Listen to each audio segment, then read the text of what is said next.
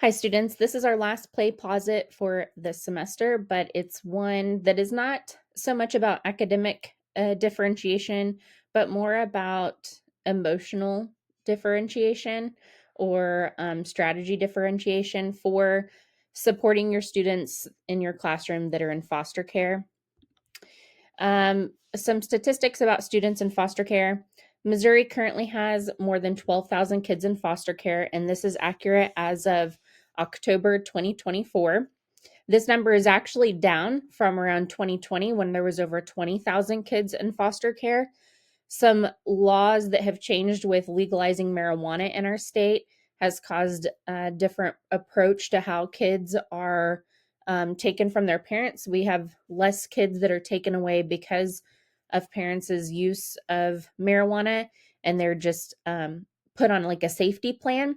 So we have seen that number decrease, but it's hard to say if that's a good thing or a bad thing. The average length of time for a child to be in foster care is 21 months. Only about 50% of the students in foster care actually end up graduating high school, which is a very scary number and tells me that those kids need better relationships with their teachers. Around 66% of foster children have a mental health disorder, but less than a third of those actually get help with a mental health disorder. Foster kids move so often in between foster homes so quickly, and the waiting list to get in with mental health providers is usually 6 months to 2 years long. So by the time those foster children actually make it to the top of the waiting list to where it would be their turn to actually get to see a mental health provider, it's time for them to move again. And they can move anywhere in the state. So they can be from the Joplin area, but get placed in a home up by St. Louis. Well, that home in St. Louis is not going to drive them all the way back down to Joplin to see a mental health provider. So that spot has been given up and they're starting all back over again. These kids are probably some of the kids that need those mental health services the most, but they are less likely to get those mental health services. So also keep those in mind and encourage them to reach out to school counselors and utilize them as a resource when they're needing help working through issues. Children in foster care are more likely to need an individualized education plan than the students who are not in foster care. But sometimes it's a little bit more of a process to get them on an IEP, again, because of how often they move. So make sure if you have a student that is in foster care and you suspect they need an IEP, that you advocate for that child and make sure that they get that IEP and then it doesn't fall through the cracks. Make sure data and data collection follows them to their next school. In Missouri, children are placed in foster care primarily due to situations of abuse, neglect, or abandonment by their parents, where the court deems it unsafe for them to remain in the home, often stemming from issues like substance abuse, mental health concerns, or extreme poverty. One of the most extreme cases of abuse and neglect that I have read a court report for is that there was a sibling group of four. Um, all there was a 2 3-year-olds, an 8-year-old, and a 10-year-old, and the 8-year-old and 10-year-old were regularly coming to school pretty dirty, and the school made a hotline call for the children, and a caseworker and police officer went to the home, and they were living in a trailer that had no running water and no electricity. There were feces. They weren't sure if they were human or animal all over the trailer. It was infested with cockroaches in every cabinet, in the refrigerator, everywhere. The 2 3-year-old twins had soiled, nasty diapers that were hanging, no clothes on, and they weren't sure if it was bruises, mud, or feces on their bodies. So all kids were removed, and the father of the children passed away shortly after, and the mother never did anything to even try to get any of those kids back. All of those kids are getting ready to be adopted and are very happy in their new placement homes, but they will live with that trauma from the things that they experienced at those young ages for the rest of their lives, and it can impact them in the classroom. Some of the common concerns about kids in foster care is that there are long-term effects of experiencing abuse and neglect at the hands of their parents or a caretaker. They many times have been exposed to drugs and or alcohol, which those 4 that I told you about, there was also beer cans everywhere. They also many times witness domestic violence or other criminal behavior. And as a result of the trauma they have experienced, these children in foster care may have challenges related to forming attachments and bonding, and that may make their motivation, engagement, and academic performance look different than a typical aged peer. Students come into foster care at no fault of their own, but their status as a foster child can be a source of deep shame and stigma. School personnel play an important role in being sensitive and at creating an environment at school that is emotionally safe and supportive of students who experience foster care. Just like their peers, children in foster care will spend most of their day in school, and they will likely spend more time with their teacher than they do with their foster parents. And for this reason, it is crucial that educators and other school staff understand and are aware of what a child in foster care may be experiencing in their life. There's a lot of negative stigmatization and assumptions that should be redirected whenever it comes to foster care. Children in foster care can be negatively labeled and stigmatized in school and in other community settings. Stigmatization can be detrimental to a child's well-being and their educational success. The stigmas in school create challenges which may include some of the following things. Sometimes schools try to delay enrolling a child into school when they are a foster child because they assume that the child in foster care will only be at that school for a few days and then maybe move to another school. That's actually illegal, and schools cannot do that. I do not know of any schools in the Southwest Missouri area that do that. I feel like most of them are pretty good about this, but know that it does happen in other areas of our state.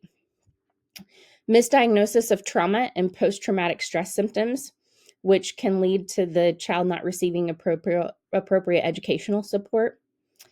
Sometimes they are placed in a foster home without any type of consideration of their post-secondary aspirations and assume that children in foster care don't have any post-secondary educational goals.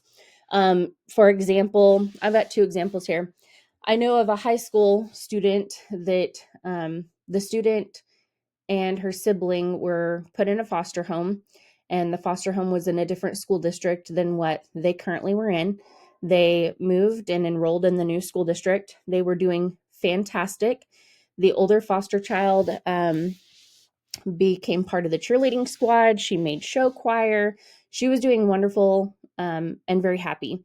She was going into her senior year, and the mother had done everything she needed to do and had been working hard to earn custody back of her and her sibling.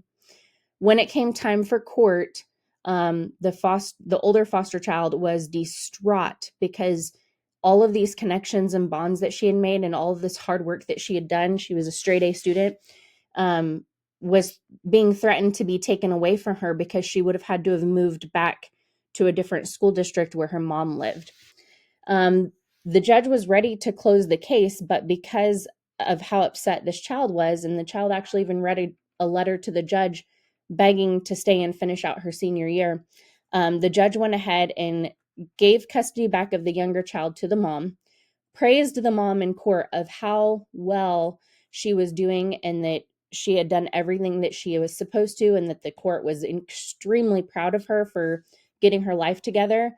But at the end of the day, the judge's job is to do what's in the best interest of the child. And at that time, it was not the oldest child's best interest to move back with mom because she would have lost all those connections that she deeply wanted and needed at that time in her life. And so they left that older girl's case open just so she could finish high school with the understanding that she would live at home with mom on the weekends and during breaks, and as soon as the school year was over, the case would be closed. This does not always happen. Judges are not always willing to do that. Many times, kids are just forced to go back, even if they have those connections. But you, as a teacher, can advocate. You can go to court and advocate for that child if you know of a situation like that. Another example is that a student who, the student had actually quit school and got their GED, but they called it a HiSET test now also. And that student started college. Well, then the foster family that the student was living with could no longer keep the student. The student was 17 while he was going to college. When that foster family disrupted, it meant they had to find him a different place. They can place him anywhere in the state, and they were trying to place him over an hour away from his college, which would have caused him to have to drop out. But again, there were people involved in the case, luckily, that were able to advocate for this student to stay near his college to be able to finish his schooling. But it happens all the time that those students are moved away and have to drop out of college, or maybe there's just an assumption that they're not even going to try to go to college. And so it's not looked at like they're going to do anything with their life, if that makes sense. Children in foster care have already experienced tremendous loss. They're often separated from their siblings, family members, their personal belongings. They have a loss of important educational, social, cultural, and familial connections. And that common trauma can compound in these children.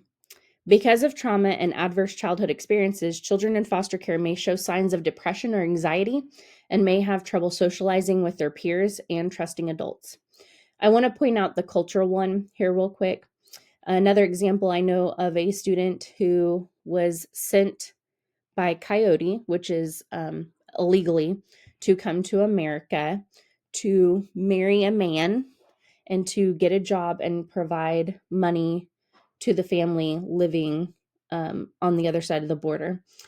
That child was raped and sex trafficked and ended up with STDs and pregnant and ended up in foster care. The first foster family this child was placed with spoke no English and had no cultural traditions that were similar to her own.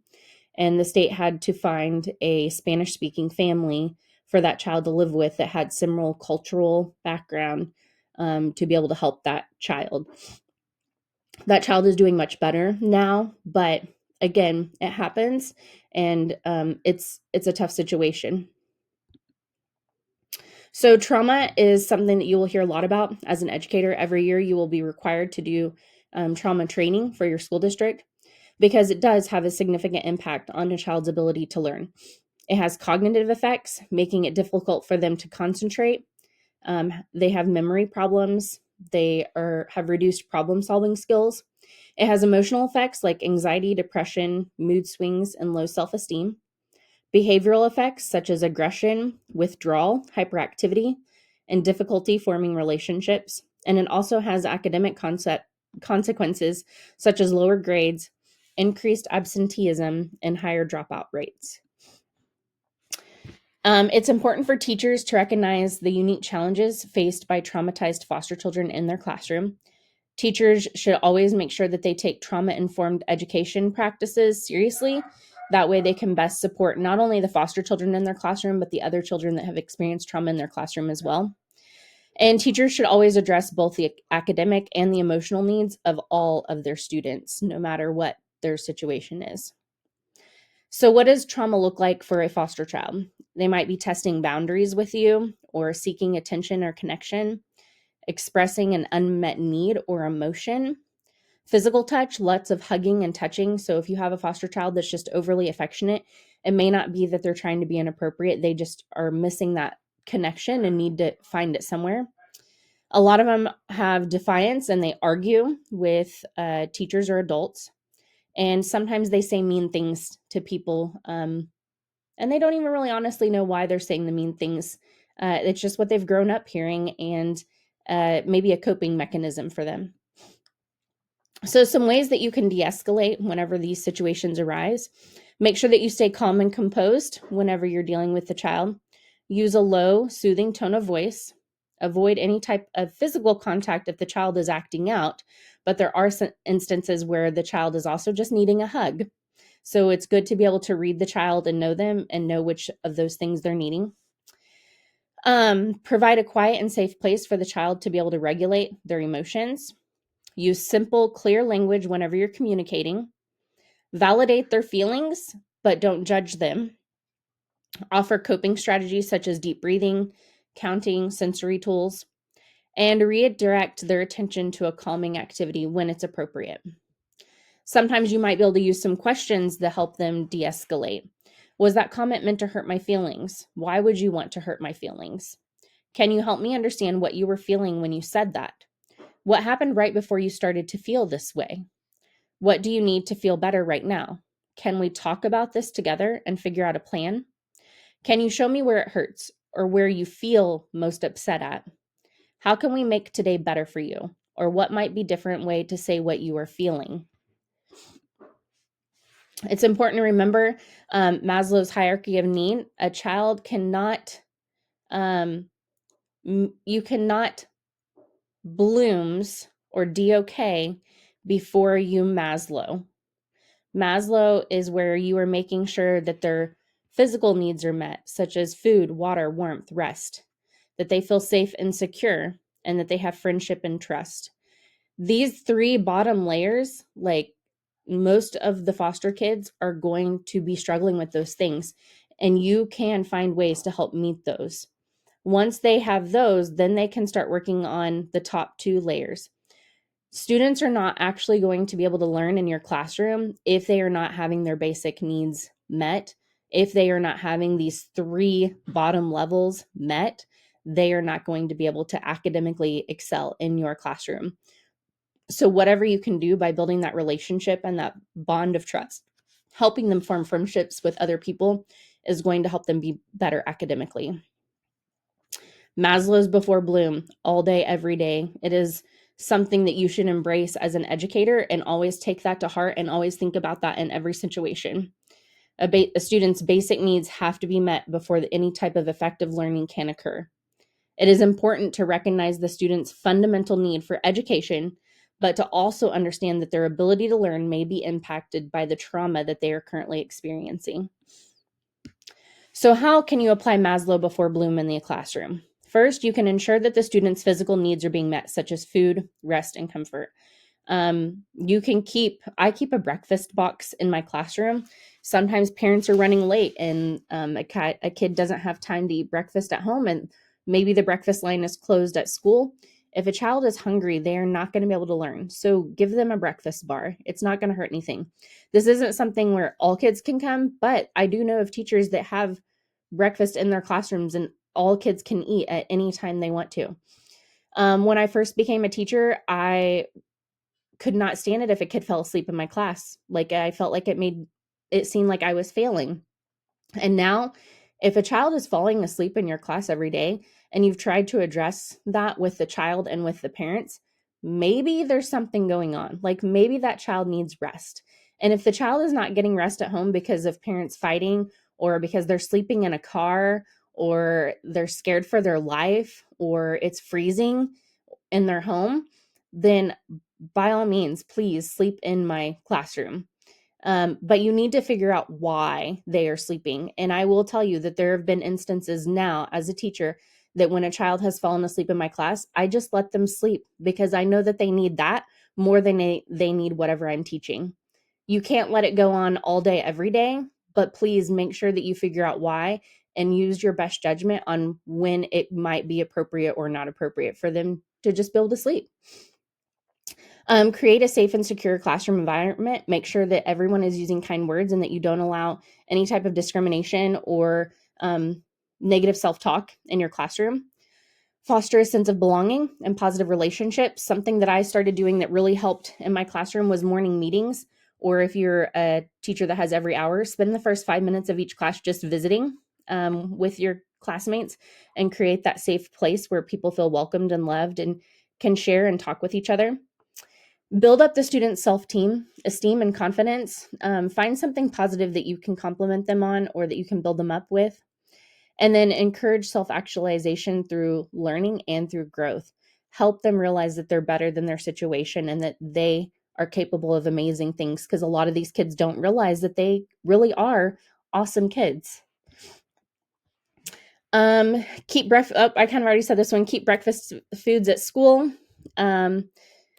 Allow flexible seating and provide students with choice. So foster kids do love to be able to have that flexible seating and that choice. But however, like I said before, flexible seating can get expensive, and sometimes choice is not always the best thing. You have to be able to know your students and what's best for your classroom.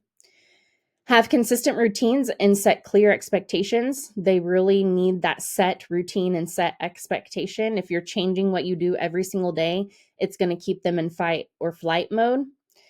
Provide reinforcement and recognition. Reinforcement does not have to be negative. It can be positive reinforcement, or you can pull them away and have a one-on-one conversation. And then recognize effort, not just success, whenever you are doing things in your classroom. Provide them, all students, with opportunities for choice and voice in their learning, because that's not just good for foster kids, it's good for all kids. In Missouri, there's something called a foster care support team. Anytime a child goes into foster care, they are going to have these people on their team working with them to try to do what's best for them. The first one, and the one that you're most probably familiar with, is the caseworker. The caseworker is assigned by Children's Division, and it says it's assigned to manage the child's case. But from the experience that I've seen is caseworkers are typically trying to do what's best for the parents, not necessarily the child. Their goal is to reunify the child with the parents. And so a lot of times they give the parents lots of choices, and they kind of sugarcoat how well parents are doing. Like, parents may not be doing as well as what the caseworker says they are doing in some cases, not all cases, but in some cases. That's where other people on the team come into play. Foster parents are the ones that the child is living with. There's usually a guardian ad litem, and this is an attorney that supports the child's best interest. This person typically only sees the child in court. There's a juvenile officer, which represents the state, and a lot of times you will see the juvenile officers disagree with the caseworkers, because the juvenile officers kind of keep their thumb on the parents a little bit more. If the parent's going through drug court or has legal proceedings pending or things like that, the juvenile officer keeps up with that more. Also, if there's truancy involved, the juvenile officer keeps up with that. Public administrator's office. This is not always somebody that would be part of FST team, but if a child has lost both of their parents and has came into foster care, and the parents had any assets, like if they sold their house or their car, they will take that money and they will put it into a bank account for the child for when the child turns 18. And if that happens, they assign a public administrator to be the financial conservator of that child's funds. The child can have access to that money before they're 18, but the child or the caseworker, whoever, has to provide a plan for how that child is going to use that money. For example, I know of a case right now that is like this, and the child is wanting to use some of that money to buy a car. So that child has to have a job, has to have a plan for maintenance on the car, how they're going to pay the car insurance, things like that. And they are going to release some of those funds from the parent's estate early so the child can buy a car. Next, CASA volunteer. This is a person that's an advocate for the child, and they are there for the child for their best interest. This person is completely a volunteer. No other person on this case is strictly a volunteer other than the CASA worker. The CASA worker stays with the child from the beginning to the end. As soon as a CASA is assigned by a judge, that CASA stays until the end of the case. And many times, all of these other positions will change several times, and the CASA may be the only person that's the continuous presence in that child's life. And their job is to build a relationship with the child and find out what the child needs and wants. There's biological parents that would be included in the team of what they want for their child. therapists or counselors if the child is receiving mental health support. And teachers are also welcomed to be part of the FST team. However, many times they're not, just because they don't know they can be. So I'm going to talk to you a little bit more about CASA, Court-Appointed Special Advocates. That is how I became involved with children in foster care and how I learned all of the information that I'm telling you about today. CASA was established in 1977 in Seattle, Washington. They're trained volunteers who advocate for the best interest of abused and neglected children in court, and they're appointed by a judge to follow the case from start to finish. In Missouri, CASA began in 1983. There's 22 programs serving 42 counties. There's over 2,000 volunteers who serve more than 4,500 children annually. And they work in collaboration with the Missouri Department of Social Services and the juvenile court system. So some benefits of a child having a CASA on their case, because not all children have a CASA. There's only a CASA if someone on the team requests a CASA to be part of the family support team. So when there's a CASA, there's usually improved outcomes and permanent placement. The family, like the parents and the child, receive increased access to services and resources. Like there was a child that needed glasses, and there was a lot of runaround going on, and I was able to advocate for that child to get a pair of glasses. The children are more likely to be adopted or reunified with their family when they have a CASA. They usually have better educational performance and behavior at school, and they spend less time in foster care than other children that don't have a CASA. So some of the responsibilities of a CASA volunteer is to gather information about the child's situation. They gather that information from everyone involved: the child, the foster parents, the biological parents, the teachers, school counselors, therapist, juvenile officer, everyone. The CASA legally has rights to get confidential information from anyone. Now, when it comes to therapy or counselors, they can get like an overall notes, but they don't necessarily get to know everything. But when it comes to educational things, a CASA can know their grades, they can attend IEPs, parent-teacher conferences. The teacher can talk with the CASA and give the CASA any type of information legally in Missouri. And I'm assuming other states too, but I know for sure in Missouri. CASAs attend court hearings and provide a report to the judge. And typically the judge, they really put a lot of weight into what the CASA says in those court reports, because it's the one person that doesn't have any type of hidden agenda when it comes to the case. The CASA is literally there for the best interest of the child and has gathered information from everyone else. So they're not trying to get the child off of their caseload or help the parents out or anything like that. They literally only want what's best for the kid. The CASA monitors court orders and case plans and advocates for those plans to be followed and for the child's best interest. And they make sure the child's voice is heard in the legal process, when many times their voice is not heard. So some best practices for supporting some vulnerable students: implement trauma-informed teaching strategies, provide consistent and predictable routines, learn the child's background but also respect their privacy, give grace and patience to these children, offer additional academic support and tutoring, work to close academic gaps by contacting previous teachers. Make sure you always track down the child's previous teachers, multiple sometimes, and see what worked and didn't work for that teacher so you can continue those things. Educate yourself about foster care, foster positive relationships with caring adults, and collaborate with the social workers involved, the caseworker, the CASA volunteers, and the foster families, because the more involved that you can get in helping this foster child, the more successful they're going to be and the better chance that they are going to have at benefiting and being more successful. There are laws regarding protecting kids in foster care in Missouri. Several of them are under the Every Student Succeeds Act's provisions for foster youth. School stability, and immediate enrollment. We talked about that. Transportation services as needed have to be provided. There has to be a designated foster care liaison in the school, so make sure you always find out who that is as soon as you start working in a school, and providing them IEPs when necessary as soon as possible. As a reminder, all teachers are mandated reporters. So you are mandated to report suspected child abuse or neglect. Doing so could help protect a child, and it could end up helping strengthen their family by providing services to their parents to become healthy, helpful adults.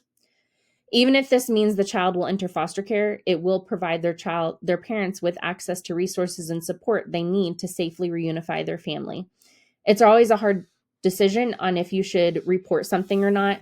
If you do, make sure that you talk to your school counselor about it, but you also need to know that if there's something that needs to be reported, you need to do it as soon as possible. That doesn't mean wait until the next day or the end of the school day. You have to do it immediately. And if you don't, you can get fired for not immediately reporting something. Tell your administrator, like, hey, I need to make a hotline call. They can find somebody to cover your classroom.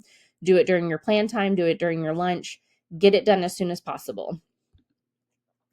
Some signs and symptoms to look for if a child is experiencing abuse or neglect: injuries to the eye or both sides of the head, frequent injuries such as bruises, cuts, or burns that the student or caregiver cannot provide an adequate explanation for, especially if there's fingerprint or hand bruises, bite marks, or cigarette burns on the child, destructive, aggressive, or disruptive behavior, passive or withdrawn behavior, fear of going home or fear of being with parents or caregivers, signs of malnourishment or fatigue or listlessness, stealing or begging for food, poor personal hygiene, untreated medical needs such as dental and vision care, frequent tardiness or school absences, or the child being left unsupervised or unattended when they are not old enough to be unattended or unsupervised.